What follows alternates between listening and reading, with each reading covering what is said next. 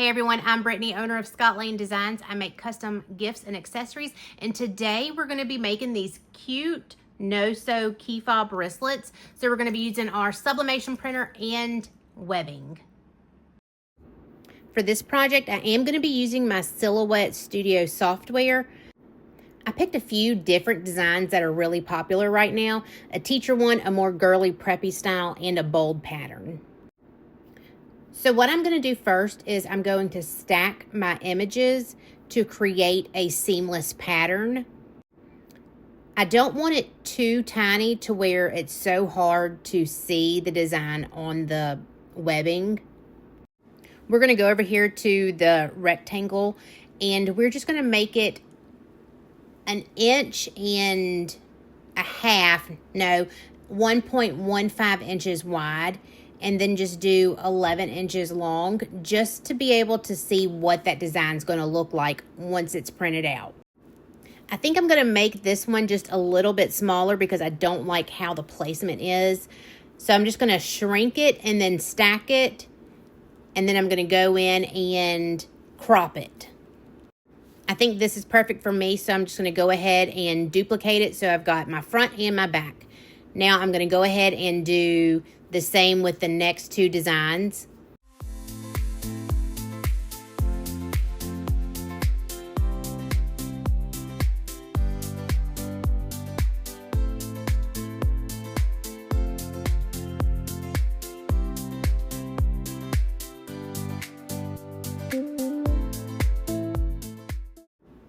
Now that I have everything where I want it, I'm going to go ahead and print this out on my Sawgrass Sublimation Printer.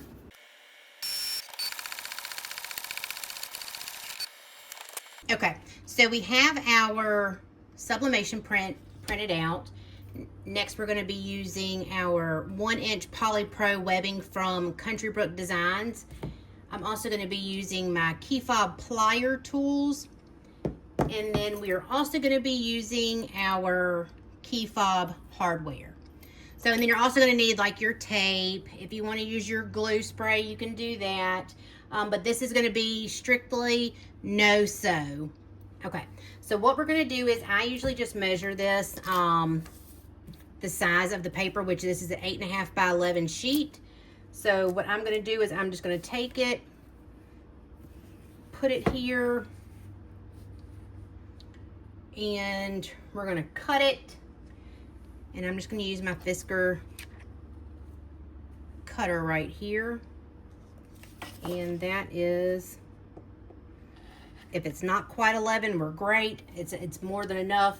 It pretty much, let's see, matches. So we're good. Now let's cut 2 more. I might make these 2 a little bit longer. That's what happens when I actually don't use the ruler that I have down here. Now this is the Fisker's brand self-healing mat. So I'm not cutting into my desk. I'm just cutting into the mat, which it doesn't cause cuts. Okay, so let's go here. If you don't have this, scissors work perfect as well. And 1 more. Okay. I just like to tape it back up. You can use a push pin. I just like using tape, so we're going to do that. All right, so now I'm going to take my lint roller and I'm just going to lint roll these because, as you can see, there are some darker pieces in here, and that does have lint on it.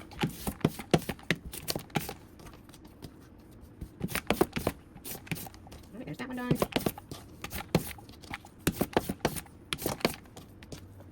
All right, so I'm just going to take my sheet and cut it down the middle.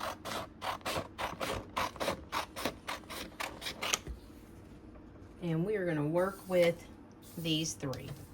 So what I'm going to do is I'm just going to take all 3 of them and set them on here where I would like for them to go.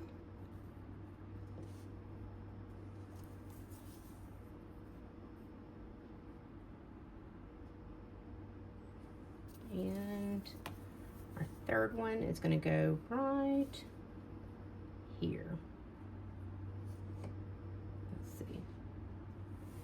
And then I'm gonna take my tape and just tape them down.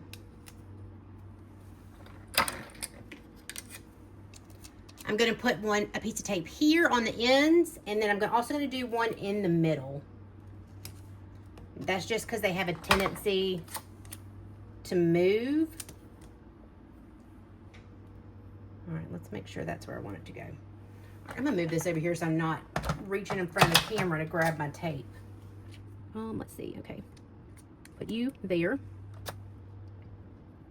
And you here. And you here. Now you do need to be careful a little bit for putting them too close together. As you can see here, I may have went a little bit too close, so just watch when you're putting your tape down that you're not getting it in the design. All right. And I try and stay pretty much in the middle of the design, putting my webbing on there, just because I don't want to have any white overhang pieces.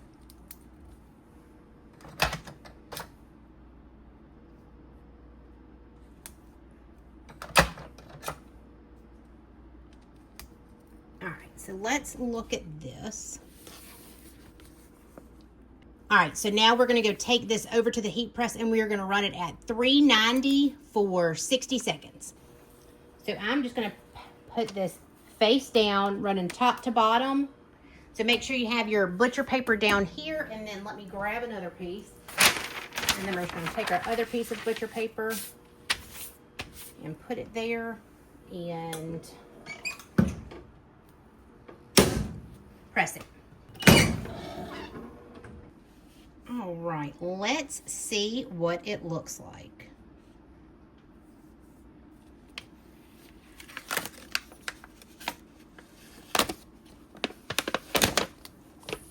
Ooh, look how pretty those colors are. All right. Look how beautiful that is. I don't even think you can see how pretty it is. That color is beautiful. This one just pops so good. Look how pretty that is. And then these Coastal Coffee ones, oh, these are adorable with the books, little bookish readers. How pretty are those? Okay, so what we're gonna do is we're gonna let them cool for a second, and then we're gonna put them on and sub the back. All right, these are nice and cool. I'm gonna go ahead and for this next side, we're gonna use our Pro spray, our Dytrans Pro spray. Everybody loves when I use this, so I'm gonna show you what it looks like whenever I use it with my key fobs. Let me go spray it real quick. All right, so we've got it sprayed, and you can see it's a little bit tacky. And let me put this here. And we're just gonna take it, and now with the glue, you pretty much need to figure out where you're gonna put it, just because it's tacky and it doesn't really move after you place it. All right, so we're gonna put you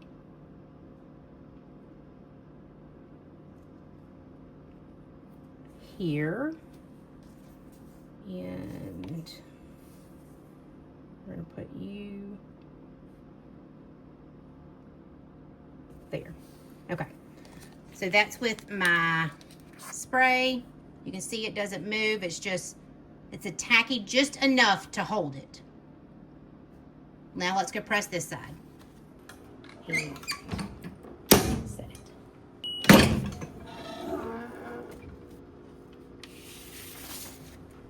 Let me show you what I do like about the glue spray. It doesn't have sticky tape. All you have to do is literally pick it up and pull it off, and it's done. So that is one of my favorite things about this glue spray. All right, let's transfer these over. I should probably have out, actually, yes I am, going to get my heat gloves because they are very, very hot.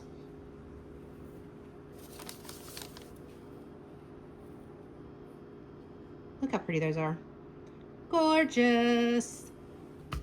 All right, so These are cooled down now. Now I want to show you the difference between good sublimation nylon and okay sublimation nylon. Now I bought two different brands and I will forever go back to this Country Brook Designs. Okay, so here is,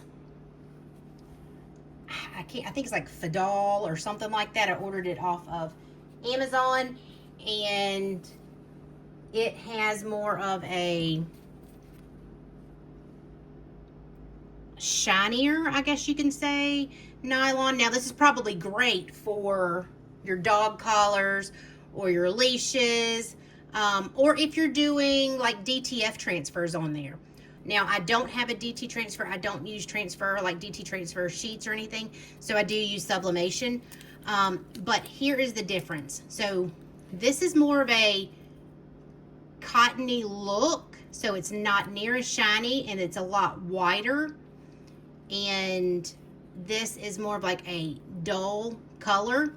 I mean, I think the difference between is like $2 or $3, so I would definitely choose this one. Now let me show you what it looks like. So when I first started filming this video, I was like, this does not look right to me, but I'm guessing this is my stuff that I have. So first we're going to show you, here is, ooh, I have glue on over here. So this is the first one. This was the first one that I pressed. Look at the difference between these two. Like, you can see how clear the design is on the Country Brook compared to the other one. And then also the size. You can see a size difference, how thin the other brand is. And I'm not knocking it, I'm just saying it doesn't work for me, for my projects that I'm making. So there's that one. And this one, I was like, okay, that's okay. But then when I realized it was the wrong color, I was like, this is not what it's supposed to look like. So you can see a clear difference between the two products. And then this is what said, nope, this is not the right product. This does not look good. You can't even see the light blue checks that are in the bottom. I mean, now this is a lighter design. Yes, it is. But compared to the two pieces, this looks terrible. You can't even tell what it is. It just looks like junk. So just wanted to show y'all the difference between a good sublimation webbing and an okay sublimation webbing that may be good for a different project. All right, so now let's get to making them. So to make these no-sew, you can do two things. You can use your E6000, and I'm going to use both. I'm going to use my E6000 and I'm going to use my hot glue. So for my hot glue, what I'm going to do is I'm going to take it and I'm going to get a lighter actually and just run it along here because I hate having that little bit left over. All right, so I'm going to take my lighter and I'm just going to singe it and just make sure there's no flyaways. Okay. Look, I have my old trusty, like, cheap glue gun with my Gorilla Glue sticks in it. So what I'm going to do is I'm just going to run a small strip right here, call it a day, put them together, and let it sit for a second. So that is your key fob right there, just your little wristlet part. And then we're going to do that with the other two next. And so now we're going to take this one and we're going to do the same thing. Just run it a little bit and smash it together. Just make sure you're keeping them straight. Well, I just pulled that. I don't even know where my scissors went. Just going to take it, cut it, and use the lighter. All right, so we've got those two done.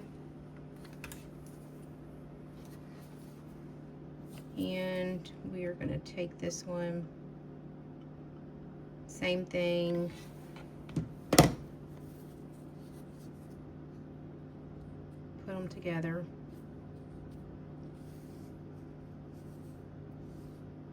And let them sit. Okay, so now we've got these made. I'm going to put them over here to the side, and we're going to work one at a time.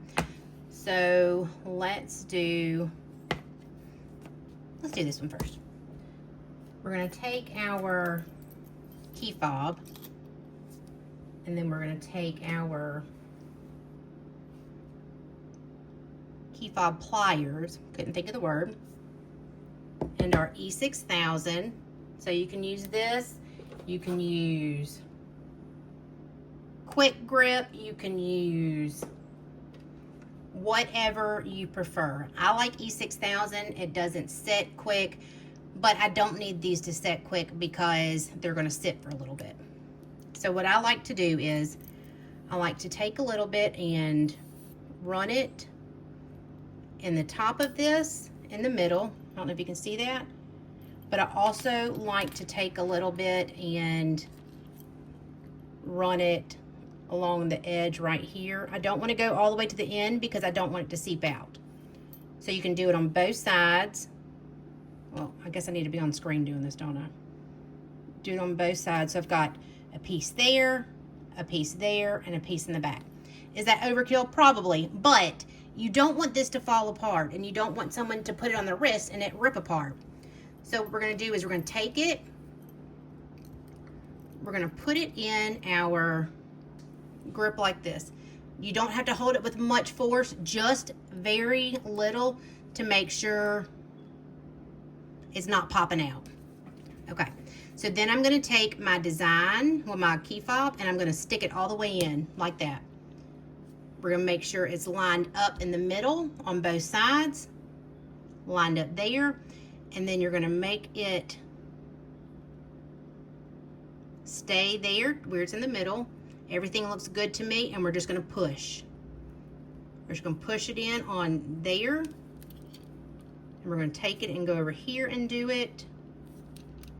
And just one more good push in the middle, and there's your key fob. It's done. You've completed that in about 5 minutes. Your wrist can go in there. You can hold it with your keys. They're perfect. All right, let's do the other two. We're just gonna do the same exact thing as this, the other one. Put a little bit in the middle, the sides. And then we're gonna take this. You have these little notches right here. I don't know if you can see that. That's what holds the fob in, but the glue just gives it a little bit of added strength to hold it. Okay, we're going to take it, we're going to put it in the middle, make sure it's all the way up there. I may have used this one before because it's a little bit curved on the outer edge, and let's push it.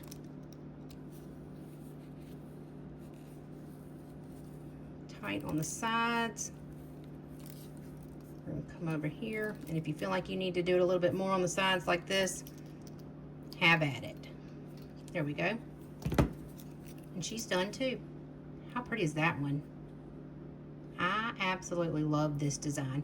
I have some earrings like this, and I love them. I love wearing them. But I'm an animal print person, so they're great for me. And our last one. Let's get you along there and there. Got our glue. Got our, I think I've used this one before too.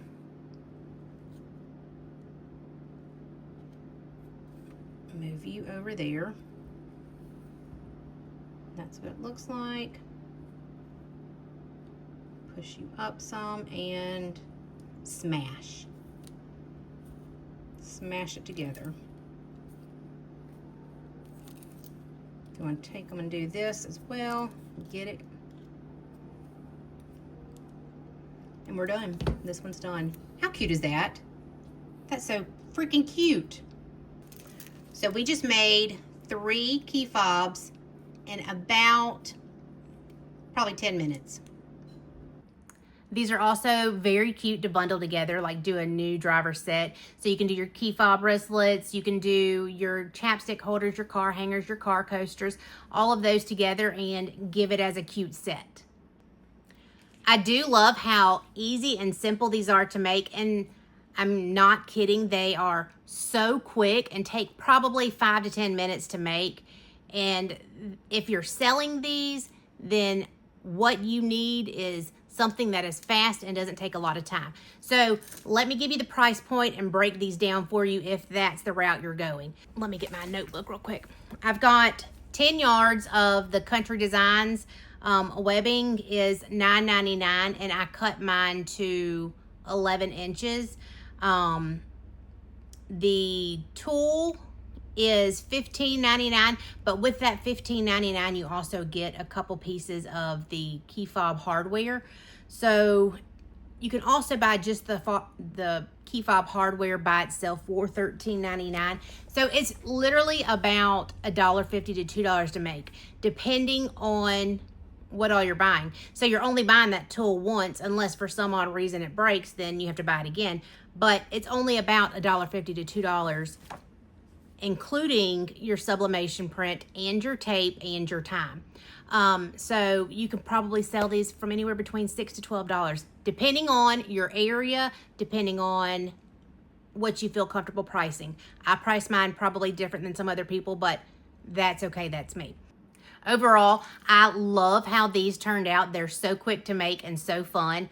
That's why I love making them. So if you enjoyed watching this video and would like to see more tutorials like this, please like and subscribe, and I'll see you in the next one. Bye.